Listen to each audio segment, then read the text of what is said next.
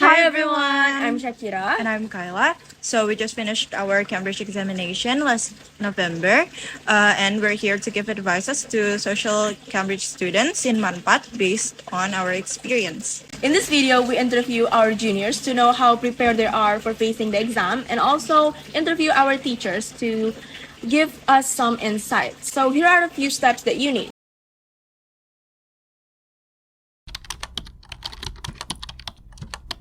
Okay, so first, can you tell me your name? Okay, hi guys, my name is Mustafa Isan and you can call me Isan. I am from class 11 Social 1. My name is Ryan Taraksi. And what grade are you in? I am in 11 social class. My name is Nabila Nurfaida. My name is Zelda Azalia. Are you ready? Yes. Okay, so first, how many questions are there in each subject that you know? Sociology, I know that there's section A and section B. In section A, there are one described question, and there's 3 questions in section A, and there's one question in section B that you can choose.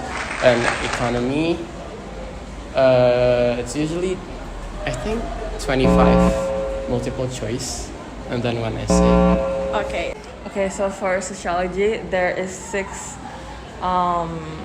questions, but there's 2 option for section B. So in total, there's like 5. In economic, there are multiple choices, and I'm not quite familiar with the English. the economic one. And there's like 1 section for essay response, student response. For English, there's two section with each 1 until 2 question for each section. And question number 2, what is the component examined in each paper? It's like, The total marks that it is given in each paper. No. What? Okay, just skip it. Okay, let's just pass. Okay. I think it's either 3 or 4. For sociology, there is 3 of them. In English, probably around, same with sociology, 3. In math, it's 8 question.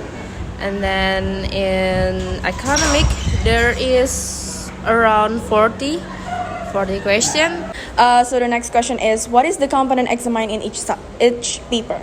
In sociology, I know that the first paper is about the creation and social identity, and about the research subject, and the other paper is about the family. English, I don't know. So in sociology, there in paper 1, it is socialization and social identity. And in paper 2 is methods in research and the family. For English, paper 1 is more of a text production. You make a text, but in paper 2, you make a commentary essay, text analysis. Yeah. So as we all can see, most of our juniors didn't even know the most basic structure or things to encounter the exam. So we're here to give you the answers to those questions that given to our juniors. So the first one in English, paper 1, it's gotta be directed response and text analysis. So what you need to do in directed response, you're obliged to write a commentary response in various text types. It could be diary, it could be or an article. And in the second question, you had to analyze the text in given details. And in paper 2, it's gonna be shorter writing and reflective writing, and also extended writing. So in a shorter writing and reflective writing, you had to write for a specific audience with a given context. Then you write a commentary text out of it. And then in section B, you have to choose to write a fiction or non-fiction text. Different from English or any other subject, economics have different types of questions for paper 1 and paper 2. For paper 1, there are a total of 30 questions of multiple choices. And fun fact, oftentimes the first 15 questions are covered by microeconomic questions, while the rest of it is our macro. Sorry. And then paper 2, we need to answer it like usual essay, and there are a total of 7 questions, for 5 questions for section A and 2 questions for section B. Next subject is sociology. So in sociology, for paper 1, you're gonna have socialization and methods and research. And paper 2, there will only be one chapter, which is the family. So my advice for sociology, in section A, there will be only 3 questions, which is describe and explain. And you shouldn't waste your time on that section, but you should focus on your section B, which is only 1 question, but it should cover a whole depth analysis on it. Next subject is sociology. So in sociology, for paper 1, you're gonna have socialization and methods and research. And paper 2, there will only be one chapter, which is the family. So my advice for sociology, in section A, there will be only 3 questions, which is describe and explain. And you shouldn't waste your time on that section, but you should focus on your section B, which is only 1 question, but it should cover a whole depth analysis on it. What are the sources you use to study, revise, and do your homework? You can just say the channel. The channel, wait, I forgot. But I subscribe to a lot of them. Khan Academy, is Khan it? Academy is one of them for math. But there's like specific for like AS level. Wait, I forgot the name. But yeah, I think Khan Academy is one of my channels. Okay. My go-to channel for math. Yeah. What about sociology? Do you have any source for I it? think it's just random. I just search like when I want to learn about, for example, like feminism. I just search feminism, the family AS level, and I mostly watch with the most views. I think that's my go-to. For sociology, I use one of the most frequently used website that I use is Revise Sociology. And for English, I use the BBC UK website. I think to study, Miss Hima actually recommended Papa Cambridge, and I think that's very helpful. And secondly, I think for usually, there's not really any specific source to study or revise. For me, I just search on Google the subject, and whatever article comes, I'll use it. Resources, I usually search on Google. From to do sociology, I search it on Revise Sociology and also Scholar Google. I forgot about that. I'm so sorry. Yeah. What do you need to include in your sociology, economy, and English essay? And my sociology essay, okay, I know in sociology there's like main components. Ms. Hima says as PO, so point, explanation, evidence, and link. That's for certain questions. So for describe, you only need a point, but for explain question, you need point and explanation. But for evaluate or other stuff, you need 4 of them. For getting full marks, I don't think there's like a specific one for economy, but for math, you have to write the process, because even though you got the answer wrong, but if you have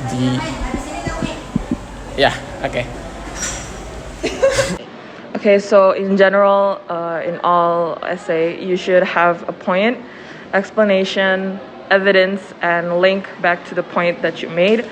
And it has to be detailed and depth analysis. Okay, is that all, or Yeah, that's all. For English, I know that it's going to be like speech patterns, of course, like hyperbole,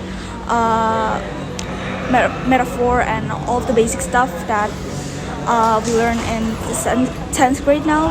For economics, I still don't really know much because Miss Dylan never elaborated. But for sociology, there are a lot of key terms and a lot of theories that has to be included.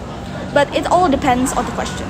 For example, like sociology has explain, evaluate, describe, maybe like narrate, and those require different amount of analyzing skills. For example, maybe like evaluate needs to have theories, needs to have opening, needs to have contradictions, and needs to have conclusions. Meanwhile, describe only just describe the question and give an explanation about it. So it's not really that hard as evaluate. Okay, that's such a great answer actually. I need to include the material from what I learned and then the analytical essay about what I think to answer the question. Okay, after interviewing our juniors, we're going to interview our lovely sociology teacher, Miss Hima. Good morning, Miss Hima. Good morning. Okay, so we're going to ask you a few questions that we already asked our juniors. For the first question, do you have any recommendation sources for us to study, revise, and do our homework? Okay, I do have several links or sources you can access. So first one is Revise Sociology. So you can read all the sociology material on it, and also Lumen Learning. You can also find on Google, and also Google Scholar, exactly, and TADCO. And also there are few YouTube. For the visual learning. cross course tutor to you, and also BBC. Okay, thank you, Miss Hima. We're going to give it the link in descriptions box. And then the next question is, what do we need to include in our essay? Okay, for an appropriate essay, you have to put about the sociological theory, so sociological perspective, the essential key concept for each topic, and also you have to put a deep analysis on it, and do not forget to correlate for each topic to the concept and also the theory. And also lastly, you have to put a contradictory statement to give a full mark to your essays in sociology question. Is that all? Is there any tips anymore? Any tips? You have to read more. In sociology subject, you have to read more resources, not only provided by Cambridge, but also you have to be independent learner, and might helps you a lot to improve your analyzing process in answering sociology question. Okay. I think that's all for today. Thank you, Miss Hima. Yeah, thank you. Okay, so we are here today with our teacher, economic teacher, Miss Dila, and we're going to ask a few questions to Miss Dila. Okay, so the first question is, what do you need to include in your essay? Okay, the first, for answer the question, essay question, the first we have to know the definition, of course, definition, but it's not enough. We need to analyze this. You have to analyze the question, what the question wants. So after analysis, giving conclusion in the last of your essay. After conclusion, we give evaluation in the last. This is the most important to compare your analysis. Yeah, you have to compare from one evaluation to another evaluation. Okay, enough. Should we include graph or examples? Oh, of course, the graph or diagram is the most important to make your essay more complete, and don't forget giving example. Okay. That's for the essay answer. What about the multiple choices?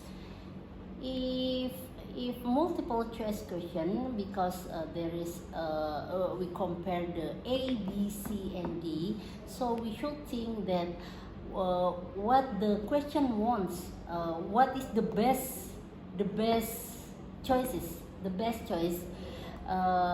Most of student, I always say to my student to throw the two answer you think that it is wrong, so we compare the best two, so this will make your time more efficient.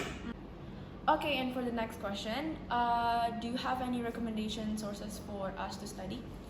Okay, for economic, I think there's a lot of YouTube or website talk about economic. So, but the most recommendation for study, there is Ali and Wirzada, or we can another YouTube. We can use what is Khan Academic, and also what is, I don't know. Jacob Clifford? Yeah, Jacob Clifford. It's good, I think. But to answer the essay and multiple choice, we can use Anwirzada. It's the best recommendation. Okay, thank you, Miss, for the answer, and that's it for today. Bye bye. So now we're here with our English teacher, Mr. Novan, and we're gonna interview Mr. Novan around the subject matter of tips and tricks and the sources for our Cambridge exam. Okay, the first question is, what are the sources that you need for developing your essay and or revising or do your homework? Okay, thank you for the question, Kayla. Actually, for those who haven't experienced Cambridge A level or even GCSE, what you need to learn is to develop your skills through the analytical skills, and then you need to read a lot of sources. Like for the free content, you can browse onto the BBC website and direct your attention to the AQA GCSE English. You will learn the basic skills on how to construct your answers, and then further also you can buy a lot of books about GCSE prior to your level of AS level. That way will create more chances for you to extend your capability of seeing text from a lot of different views. Okay, thank you for the answer. Then moving on to the next question is, what do you need to include for your essay?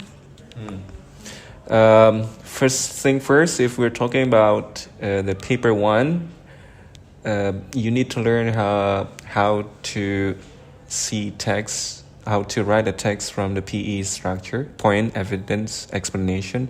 Means that you need to have an argument in every of your paragraph that you put into your answers, and then the next ones are the figures of speech and lexical items or linguistic elements to construct specific meanings. Also, think about how the paragraph contributes to how different text styles could mean differently also for certain reasons. And then you need to have the ability to use proper quotations and then with the evidence along with your judgments. For the paper 2, you need to learn a lot of different text conventions, how certain points from text could lead up to ideas that you can enrich in your writing. And then I guess that's those are the basic skills that you need to learn. For the better results, of course, you have to consult your teachers in this, but in this field, it is English, so you need to you need to talk to me about how to analyze further and how to make your paragraphs better. Okay, but is there any tips and trick that you would suggest us to do? Tips and tricks. Read a lot of different kinds of texts. Try to vary your sentences and then extend your fluency, especially in vocabulary, because that what matters a lot. There will be different evaluations towards your vocabulary, and then study, of course. Yeah, don't sleep too much. And then talk to those who excel in certain subjects. Of course, not everyone can master every subject, so you better talk to them and learn how the way they tackle challenges towards questions given in each test. And then what else? Don't forget to relax more. Yeah. If it is time for you to take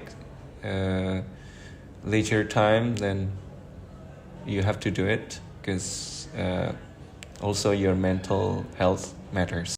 Then here are some additional tips from us. Number 1, read through the mark scheme from past papers so you would know how to answer and the right answer for the questions. Number 2, always revise the last lesson that your teacher gives and read it occasionally until you memorize and understand it. Then for number 3, in the exam, you have to write long paragraphs within the short period of time, which is like almost 1.5 hour. So my advice would be to always take notes manually, not digitally, so you're gonna use to write long paragraphs. Then for number 4, you should know how to use calculator. So in the 10th grade, you might think that it's not as important, but when you got into 12th grade, you're gonna regret it for not knowing how to use calculator properly, because it would help you a lot in your exam day. And then for number 5, you should consult to your teacher to know what to improve, because your teachers know most of like your capabilities, and then you should consult to your teachers to get additional resources, and just they would help you a lot. Now step 3, know your way to study. There are 4 predominant learning styles: visual, auditory, read or write, and kinesthetic. These types of learning styles are very important. Once you know it, it would help you study more effectively without wasting your time. And that sums up the advices from us. We hope that this video could help you, and good luck for your exam. Thank you. Bye-bye.